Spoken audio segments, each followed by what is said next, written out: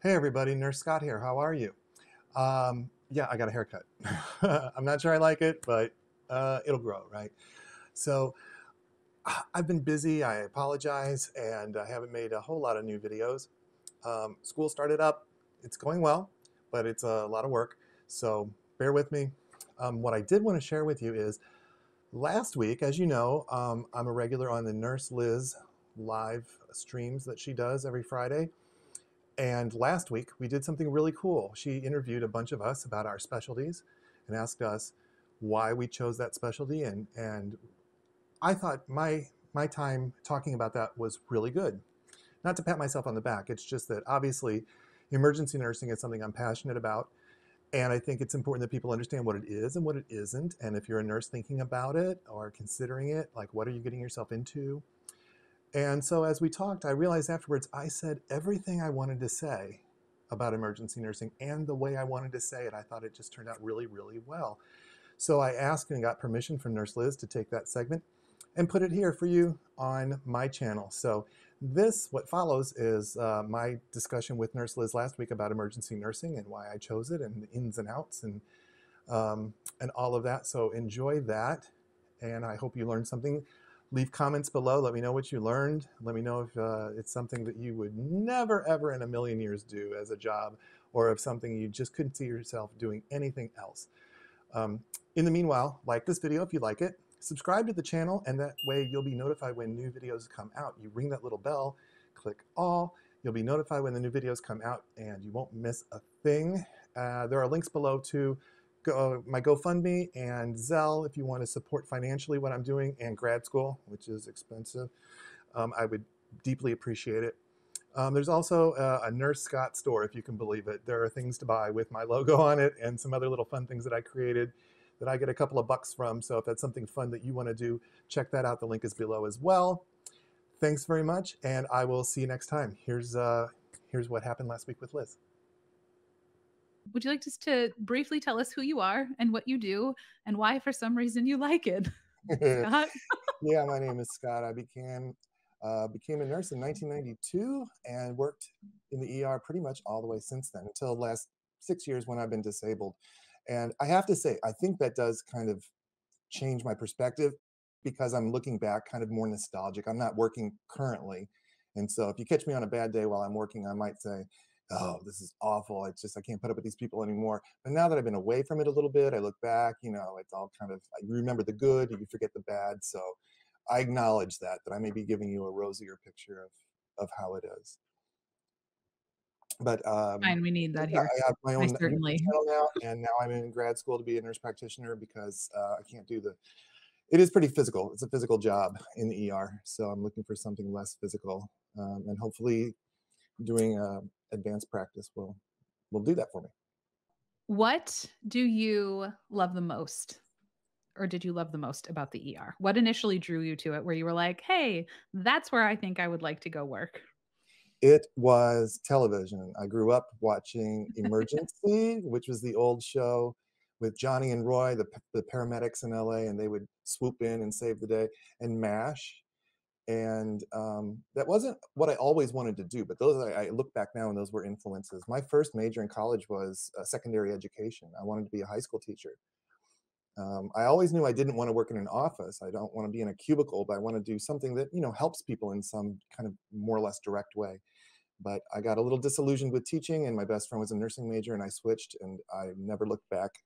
Um, yeah, I think I wanted to be like in a crisis as far as why emergency and not some other area. Every nurse is an emergency nurse when the shit hits the fan. I just do it full time, is the way I look at it, or did do it full time.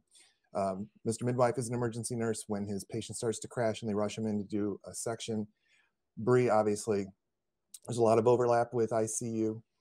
But I wanted to be the one in the room that knew what to do. I didn't want to be the one running around with my hair on fire, but to go, okay, everybody, relax. We're going to do this. You call 911. You open the airway. So that's the role that I wanted in the world. So you wanted the control to be able to be like, oh no, I know how to fix that. I Allow me to wanted to fix be, it. I Yeah. wanted to be reliable. A little bit of a hero complex, maybe Mhm. savior And that's complex. totally fine to admit. Yeah. To be like, I It's not want to that know I how to wanted to fix it be all. the one that saved a life, but I wanted to be part of that team. I wanted to be, Mhm. I didn't want to be a bystander in life, For sure. basically. For sure. I think most of us have probably had that moment where we were in like public at some point in something. Like I remember when I was little and like someone collapsed like at church and I was like, when I grow up, I want to fix that person. I want to be Yeah. the one that like stands up and is like, I'm not panicked. You're all panicked. That's cute. Allow me. And you just like walk over and you're like doing your thing. And then you're like, well, That happened. That happened actually, and it was a classmate of mine. Her mom was a nurse, and at first the veterinarian came over to the person in church, and Corrine's mom, the nurse, came over and pushed him out of the way. It's like, I'm a people nurse, move. I'm a people nurse. I take care of people, move. And I'm like, yeah, that was badass. That Um, is hardcore. What type of human do you think should enter? Who is your ideal emergency room avatar? ER nurses are fearless and curious and hardworking and multi. There's so many different skills that go into it. I guess that's nursing in general, but um, well, some of the big skills I made notes. Organization, right? You have to be very organized and make notes. Um, Prioritization, you're constantly prioritizing. You've got different patients with different needs. You have to go back and redraw blood on this room. I got a new chest pain patient in there and a baby crying in here. And you're like, which one do I do first? Mhm. I put my head in and say, I'll be right with you, and go in. Do you let that one go? Do you do this? Do you go to your charge nurse and say, I'm overwhelmed, I need help? Or can you just do it on your own? Multitasking, you're doing more than one thing at a time. And that's why you keep notes, and, it helps you keep track of things. You have to make quick connections with people. You've got a very short time, like Bree said, to establish rapport with a patient and have them trust you. Now, I've always said it's easy to do this job mediocre. You go in, hi, put on the gown, doctor will be there. I need to put an IV in and draw blood. And I've been a patient. I've had nurses like that. And then they come in like, okay, here are your discharge papers. And you're like, I don't even know who you were. Mhm. Or you can take the time to say, hi, I'm going to be your nurse. This is what you can expect. I don't have a lot of time, but we're going to do this, this, and this. I'm sorry you're not feeling well. Show a little compassion, show a little empathy. Let them know I'm here for you. If you need anything, ring the bell. I'm going to be busy, but I'm here for you. Um, a lot of Alexa says resilient, not to interrupt you from the chat. yeah, oh yeah, because Mhm. it's not all rainbows and unicorns. And one of the roles of the nurse, when I went to WGU for my bachelor's, the nurse has three roles. One of them being the manager of the healing environment, and that's a big one. You are all right. This patient goes to X-ray. No, don't take them to X-ray. I need to draw blood first. This one can go over there. Can you pull that one out into the hallway? And I'm going to take this patient from triage. And you're like, can I take this patient? Yes, go now. This is good. Can we do this now and then do that later? And that's that's part of it. And so Uh, having to be okay with moving parts, which yeah, is yeah. if you I'll like tell you what. stability and no What change, and that not is good. it's the variety of stuff Mhm. that you see. And it's not like television. It's not all trauma, and unless you work at a knife and gun club, and you see a lot of that trauma and violence and stuff. A lot of it is abdominal pain. A lot of it is kids with fever. A lot of it is diarrhea or a COPD exacerbation or something like that. It's not terribly exciting. Sometimes it is. There's a lot of procedures. Sometimes you can be helping Mhm. out when the doctor is doing procedures. We do plenty of stuff. We put in Foley catheters, draw blood IVs, nasogastric tubes. Sometimes we'll do like an IJ if you're signed off on it. Some places nurses do suturing. That's pretty rare, but or you at least are there helping out with these other procedures. Cardioversion. I like a good code. I love a good code. I just There's love a good lots to code. do. There's lots to do, and it's going to be you're in a 45 minutes. We're going to know up or down. Did we do it or not? And um, and then there's all the touchy feely, like helping patients and families understand what's going on. Um, there is blood and guts. Some people like the blood and guts. If you watch Dr. Pimple Popper and some of those Mm. the toe bro and all those others, Mm. Mm-mm. um, you get to see some nasty wounds and some nasty trauma. A lady with a degloved hand, um, Mm. and you get to interact with a lot of different type of people. People who are smart, people who are not so smart, people who are rich and entitled, people who are poor and entitled, people who are I won't say crazy, we'll say eccentric. You have manipulative patients, drug seeking patients, but a lot of people who are just good. They're your neighbors, and they need help right now, and you're the one to help them. And some of them say thank you. Some of them say screw you. Um, a lot of them appreciate what you do, although you'll never know it. I happen to, with my own mental health, had to go and get some help at like the local hospital, and I ran into actually two a young boy, and he and his mom were there checking in, and it's like, you were the nurse that helped us in the emergency room. Thank you so much.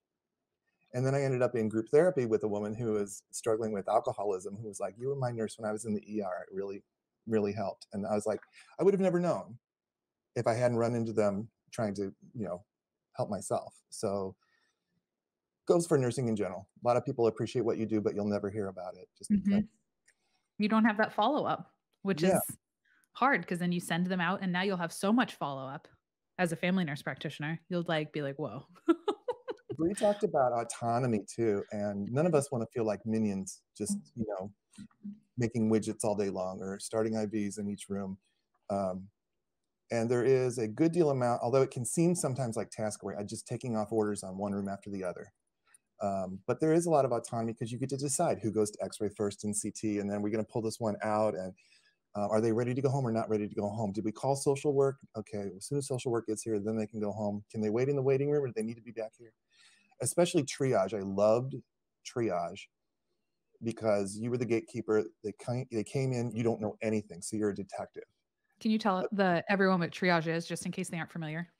When you go to the emergency room, you walk in and say, hi, I need help. They're like, here, talk to the triage nurse. What's wrong today? I can't breathe. How long has that been going on? Do you have a cough? Do you have a fever? Have you ever had this before? What kind of medical history do you have? Can I get your name? I'll put you in the computer. And then we have a system where we triage or prioritize these patients. If we're open, if there's rooms, everyone just goes right back. But that's very, very rare.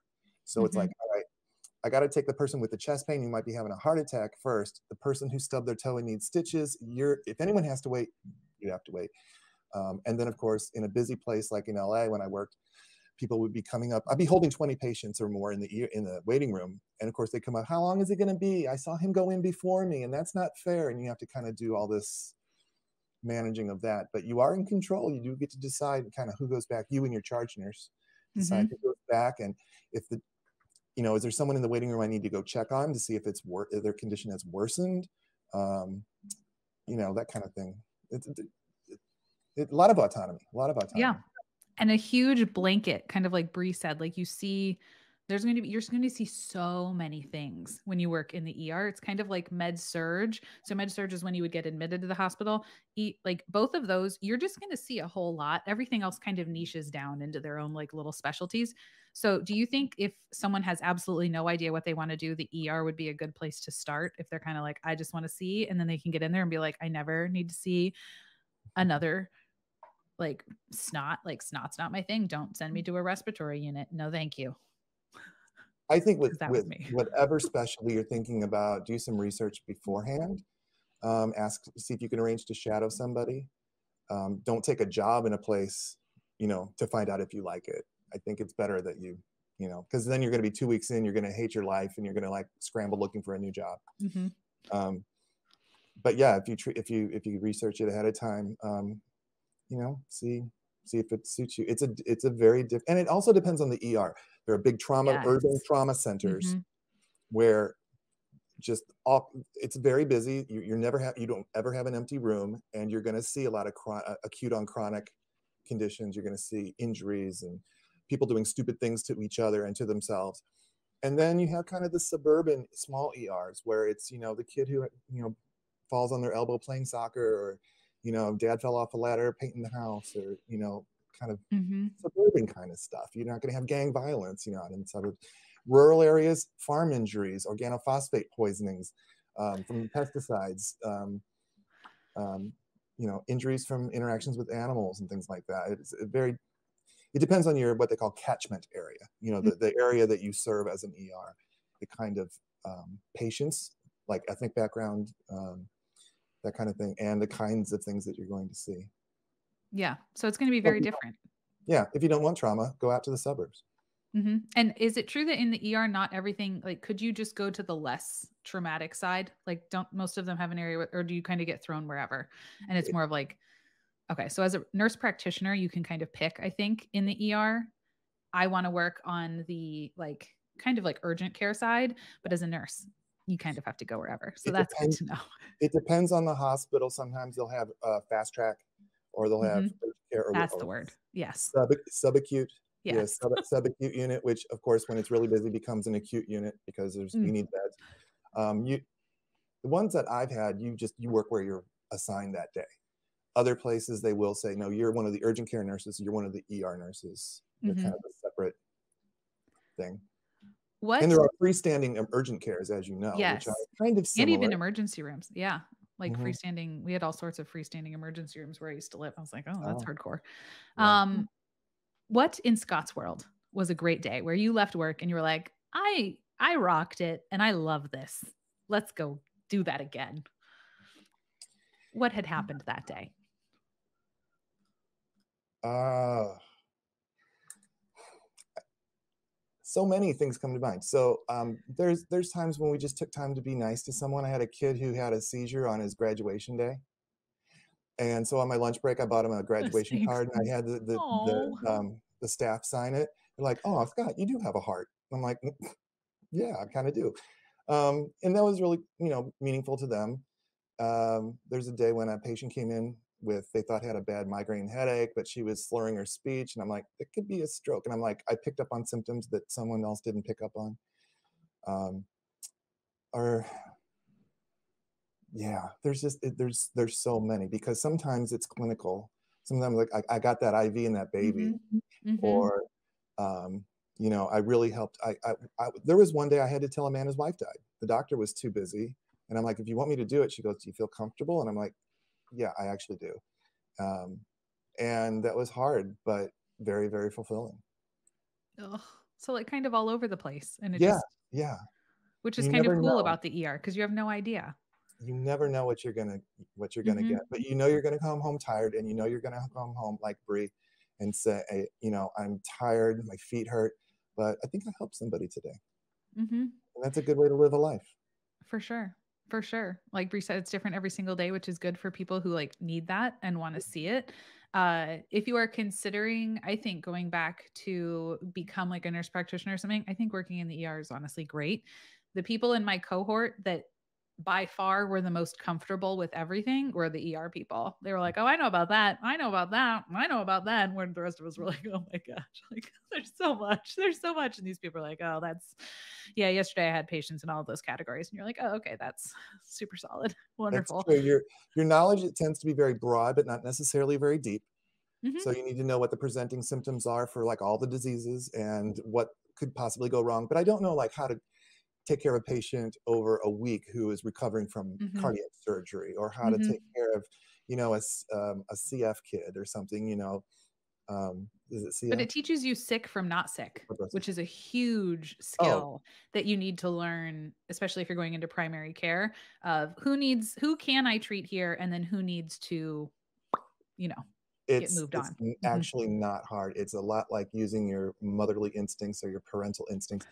If you know what normal looks like, because I was that way with kids. I didn't work with kids for the first 5 years of my practice. I'm like, I don't know about these kids. What do I do? When you know what a healthy kid looks like, you know when someone doesn't look like that. Mhm. You're like, I Yeah. know what healthy looks like, and you're not that. So red flag goes up. We need to do something.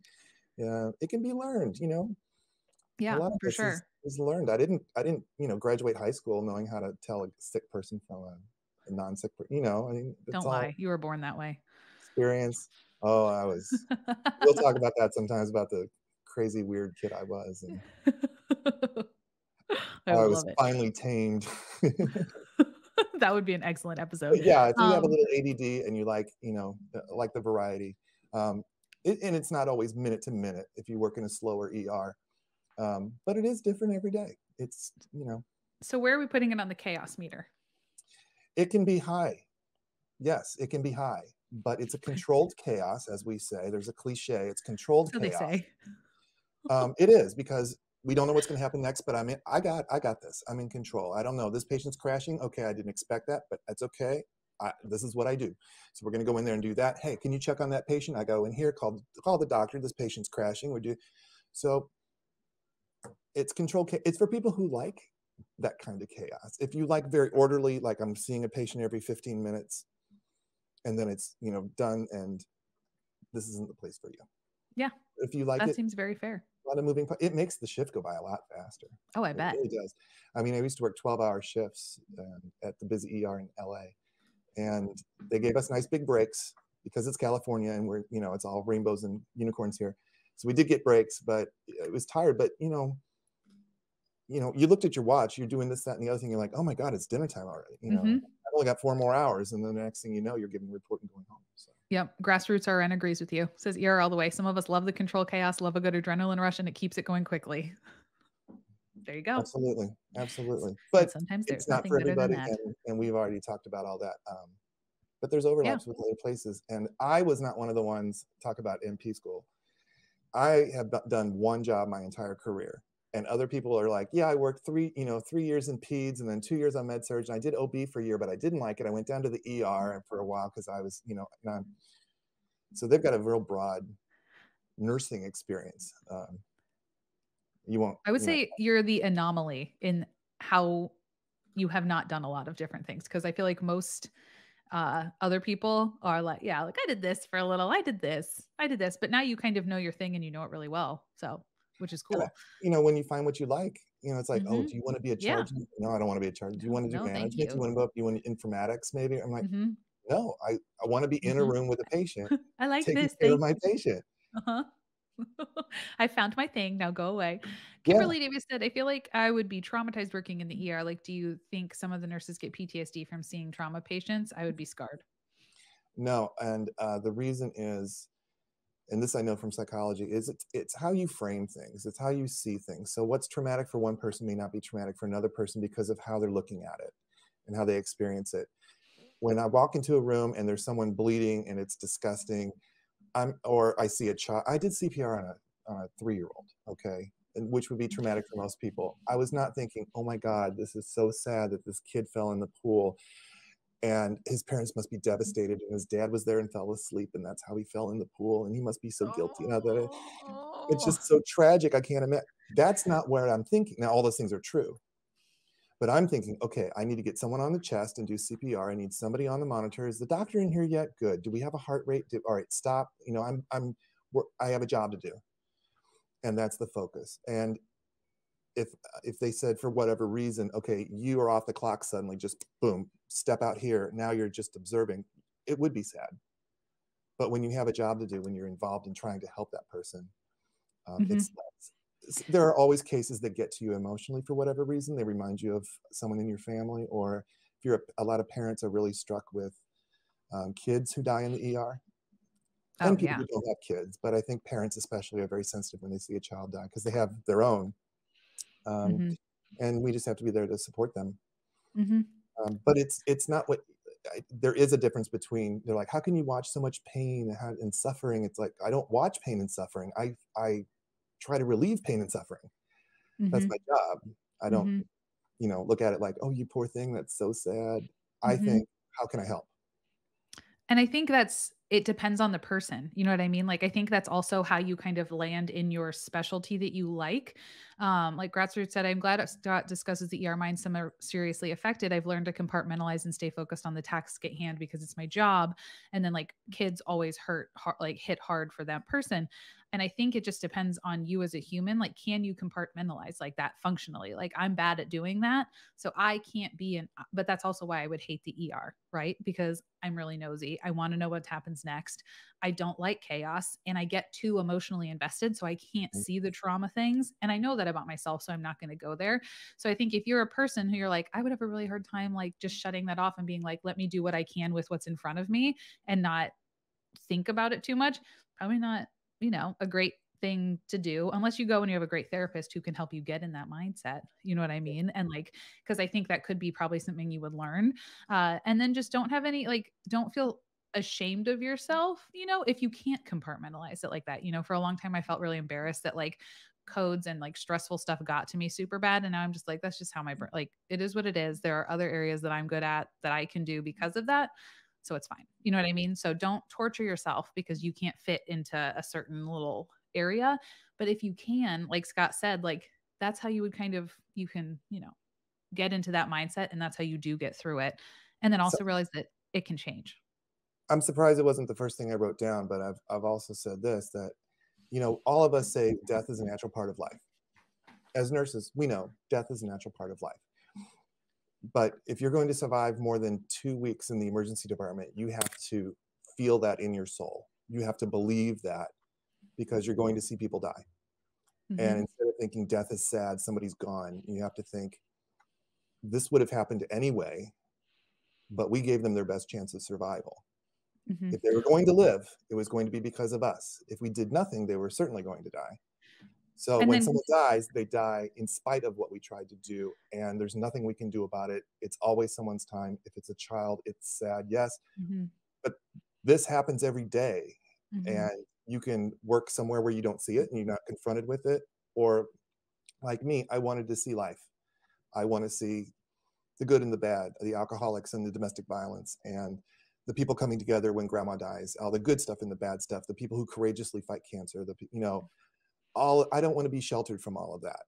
Mhm. But you might want to for your own mental health. Everyone Mhm. is different, but you do definitely have to have a deep belief that death is a natural part of life. Mhm. And like Bree said too, even like the ER is very much obviously focused on making like avoiding death if possible, right? Because you're going to the emergency room to try to fix it. But there's also that bit of one of the things you can do in healthcare is also just be with people when it does come for that time to like naturally happen and to make it the most positive or at least unharmful experience possible. Because I think we've talked about this before too. Like, I never realized until I got working in healthcare that like death is a very natural process and it can be like a good experience. You know, you can have a good death experience where like family is there and it's just like calm and peaceful and not chaos. And And helping you're people through able to that provide that. process is deeply Mm. rewarding. When you're Mhm. there and you say, "You guys, I know you're reluctant to sign the DNR order." You're just like, I got to do something. We got to try to help them. But sometimes when this is inevitable, the most loving thing to do is just be with them, and that's okay. Kind of give them permission to not give up, but change their focus from trying to save the person to trying to just be with them. And I mean, my dad died, and so I've been through that process, and Mhm. um, you need to hear that sometimes from someone. Mhm. And For it's nice to sure. be that. It's nice to be that person. And again, most of the time, you got kids with fevers and people with belly aches and diarrhea, Mhm. so it's not all this all the time. Mhm. Yeah. Which is a good thing to kind of It doesn't make remember. very good. It doesn't make very good television. Yes. It's like Yeah. ER, UTI, Uh-huh. saving the world one urinary tract infection at a My time. toe has been hurting for 3 weeks. It's Yeah, 2 PM on Wednesday. I thought I'd come check that out. yeah. Let's see what's going on here. Well, thank you. Um, and what would be your overarching any other, I guess, fact that you would like to share about the ER or things you just wish people knew about the ER? Be patient. It's hard to wait, but there's a triage process. It's not first come, first served. Please tell all your friends when they go there, don't expect first come, first served. Be patient. We're doing the best we can. Um, the healthcare system is a bit broken, so people come to us when they could go someplace else, and there's a lot of waiting for the Mhm. on the patient side of it. Um, but whatever, if you're a patient anywhere, thank your nurse, thank your emergency nurse for the work that they do, and your nurses on the floor, and your nurses at the clinic, and whatever nursing specialty you go into, do your research, look around. Like we talked about before, there are tons of different specialties, ones that I don't even know about, I'm still learning about. Um, and if you want to help people, if um, in this way, there's a place for you. Awesome. Well, thank you so much. Scott's always on this channel. He's the My best. He's pleasure. basically the co-host. We appreciate you. Um, My Thanks. pleasure.